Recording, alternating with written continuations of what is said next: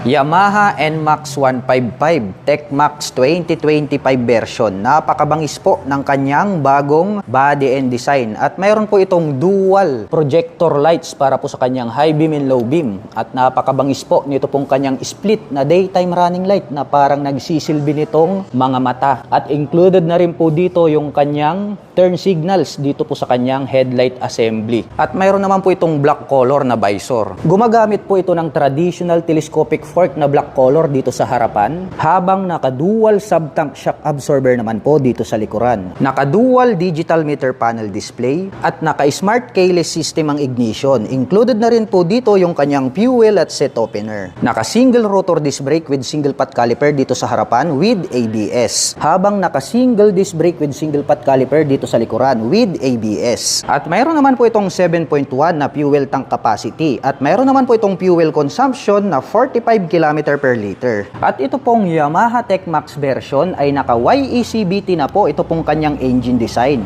At mayroon po itong 2 front pocket. Dito po sa right side, malalim din po ito na pwede po nating paglagyan ng gloves at coins. Habang dito naman po sa kabila, mas malalim po ito at open. At mayroon na rin po siyang integrated na USB Type-C port. At ang kanya naman pong mga button selectors, mayroon po itong mode button, high beam and low beam, turn signal selectors, navigation button, horn at ang kanyang shift button. Habang dito naman po sa kabila, mayroon po itong auto stop start system, hazard at ang kanyang electric starter. At mayroon naman pong sukat na 110 by 70-13 dito sa harapan. Habang mayroon naman pong 130 by 70-13 dito sa likuran. Malawak po ito pong kanyang pillion board at mayroon po itong footrest extension at mayroon naman po itong rubber cover on top. At formado na po pala ito pong kanyang stock na upuan. Combination po ng black at gray ito pong kanyang seat cover. Black color naman po ito pong kanyang integrated na grab bar. At napakalawak po nito pong kanyang underseat compartment. Sa tansya ko, kasyang-kasya po rito ang isang full face helmet. At ito po ay equipped with side stand engine cut-off switch. At tubular naman po na metal ito pong kanyang center stand. Alloy naman po ito pong ating pillion step para sa ating back rider. At may nakalagay naman po na NMAX 3D emblem dito po sa kanyang side profile. Very unique po ng pagkakadesign nito pong kanyang taillight. Naka full LED na rin po yan. At dito po located sa bandang ibaba, ito pong kanyang mga LED na turn signals. Stylish din po ang dating nito pong kanyang pipe at mayroon po itong single exhaust. At ito po ay equipped with liquid cooled para po sa kanyang cooling system. At ang presyo po ng Yamaha NMAX 155 TechMax version ay nagkakahalaga po ito ng 175,900 pesos.